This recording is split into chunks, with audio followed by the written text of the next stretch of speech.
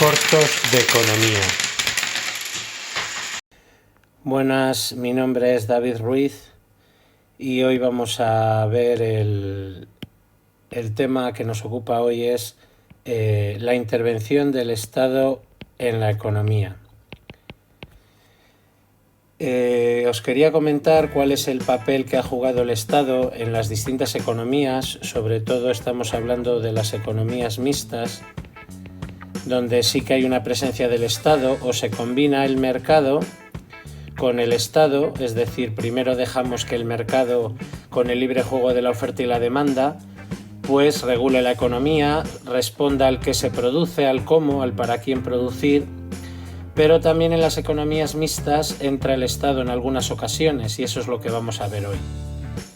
En el siglo XIX y principios del XX, desde un pensamiento liberal, al Estado se le veía como un Estado guardián donde solamente se concebía que tuviese unas pocas funciones en la economía. Luego, con la revolución keynesiana, al Estado se le da un papel más protagonista. Se dice que el Estado tiene que intervenir en la economía porque puede ser generador de riqueza, de empleo y también hacer distintas políticas para que la economía vaya adelante. La pregunta aquí que nos hacemos es ¿por qué de esta intervención del Estado? Pues la respuesta a esta pregunta viene precisamente del mercado. El mercado a veces falla, tiene unos fallos, no asigna correctamente los recursos y entonces a estos fallos del mercado o por estos fallos del mercado, que son 5 y que ahora vamos a ver, pues le damos al Estado un papel como de superhéroe que viene al rescate de la economía porque el mercado es limitado y no acaba de resolver todas las situaciones. Así a todo no me extiendo mucho aquí porque tenéis en mi canal Cortos de Economía un vídeo que se titula precisamente casi igual, la intervención del Estado en las economías mixtas. Entonces os invito a todos a que vayáis a mi canal de YouTube Cortos de Economía y veáis antes de nada de pasar a los fallos del mercado, pues este apartado introductorio a la intervención del Estado en la economía y al papel que ha jugado y que sigue jugando hoy en día, porque hoy en día hay un debate precisamente entre esta postura liberal y keynesiana de qué papel debe jugar el Estado, ¿no? A lo mejor ahora que estamos viviendo a este coronavirus confinados en casa, pues este debate está todavía es más relevante, de ahí que una buena actividad sería hacer un ensayo sobre el estado del bienestar, la importancia que tiene y que nos damos cuenta a lo mejor más en estos momentos de tener ciertos servicios públicos bien fortalecidos. En esta diapositiva vamos a ver los 5 fallos del mercado. En concreto, el primero que vamos a ver es los ciclos económicos. Los ciclos económicos se refiere a que el sistema capitalista y también las economías mixtas, pero con más preponderancia que sea el mercado el que regule la economía, sufre de crisis periódicas. Es decir, que si nosotros pusiésemos en un eje donde ponemos, por ejemplo, la producción, el Producto Interior Bruto y aquí el tiempo, pues veríamos que hay momentos de expansión y momentos de depresión. Es verdad que la tendencia en general en las economías desarrolladas es de crecimiento, pero como decíamos, pues en unos momentos hay expansión y en otros momentos, por ejemplo, hay crisis. Al punto más álgido de la expansión se le llama auge o cima y al punto más bajo de la crisis se le llama depresión o fondo. Entonces, el problema de estas crisis, de estos momentos de crisis, es que hay desempleo. Y por sí solo el mercado pues no lo soluciona. El mercado por sí solo pues a veces no es capaz de reactivar la economía, o por lo menos de hacerlo en un periodo relativamente no a largo plazo, que supone muy malas perspectivas para la economía, ¿no? Entonces aquí, como el Estado es el que falla, pues volvemos otra vez a lo mismo.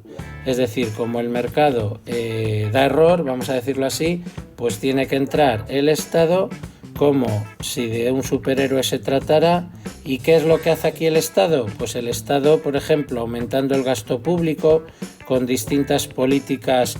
Pues esto un poco es el pensamiento, la aportación keynesiana, que decía que el Estado estaría bien que en estos momentos de crisis interviniese con políticas específicas de gasto público para precisamente pues aumentar el PIB y luchar contra el desempleo.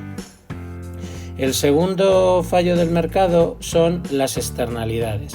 Las externalidades son cualquier acto, bien de consumo o bien de producción, que suponen un efecto a terceras personas y que pueden ser negativas o positivas. Por ejemplo, las negativas, las más típicas de las negativas son la contaminación. Evidentemente esta sería una externalidad de producción negativa, pero también, por ejemplo, podría ser una externalidad de consumo negativa el tabaco, ¿no? Estas externalidades pues tienen un coste social, es decir, que el hecho de que una fábrica contamine nos afecta a todos, afecta al entorno, afecta a las zonas, a las ciudades y pueblos donde está esa fábrica. Lo mismo con el tabaco, ¿no? A los fumadores pasivos. Pero ¿qué pasa con este coste social? Que no está reflejado en el precio del mercado. Entonces, una empresa, si contamina, ese coste social que genera no lo computa como coste, porque ella no, en principio, pues no es un coste que se le impute a esa empresa. Entonces volvemos otra vez a decir que aquí el mercado vuelve a fallar, porque se prima que las empresas contaminen porque les va a salir más barato, y por tanto pues o al final en el precio de un cigarrillo pues no está todo el coste que pueden sufrir fumadores pasivos, gasto luego a la seguridad social, etcétera, o lo que ese paciente necesite de coste en un futuro el mismo paciente, ya no los fumadores pasivos.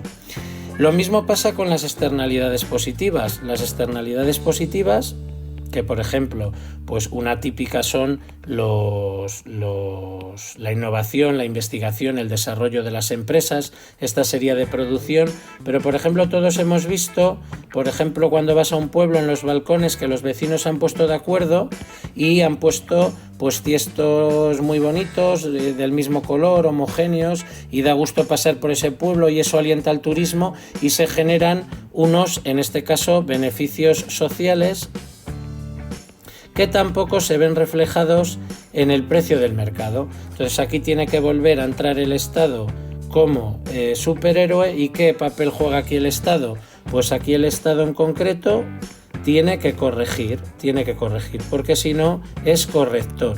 ¿Y cómo corrige el Estado? Pues corrige de tres maneras.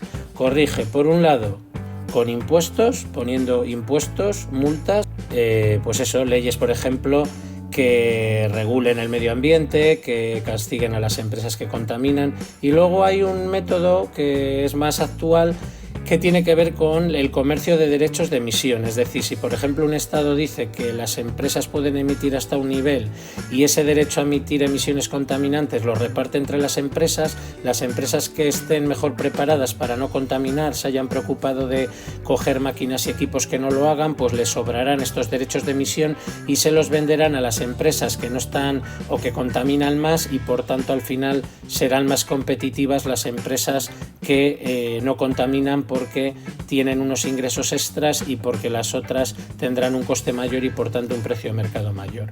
Es decir, que el Estado vuelve a entrar como corrector de esas externalidades negativas, y a veces también puede entrar fomentando, subvencionando todas estas externalidades positivas o beneficios sociales. Vamos con el tercer fallo del mercado, que son los bienes públicos. Los bienes públicos antes de ver lo que son, sí que os quería decir lo primero, el fallo del mercado, el error que aquí comete el mercado, que es en concreto que al mercado no le interesa o no puede garantizar, no garantiza ciertas necesidades colectivas, ¿no? Por ejemplo, vamos a pensar el ejemplo del servicio contra incendios de los bomberos de nuestra localidad. ¿Qué pasaría si los bomberos fuese un servicio privado, no fuese público? Pues que sería muy fácil para uno de los vecinos, pues vamos a llamarle al vecino buitre, que en terminología técnica se le llama consumidor parásito, pues al consumidor parásito dice, bueno, pues yo no voy a pagar, porque si se quema el edificio al final pues van a tener que venir a pagarlo, porque se queman los demás. Como los demás pagan, pues yo no pago, porque al final me van a proteger igual.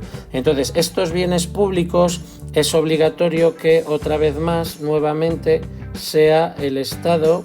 ¿Y cómo entra el Estado a corregir esto? Pues ofreciendo los bienes públicos, porque el mercado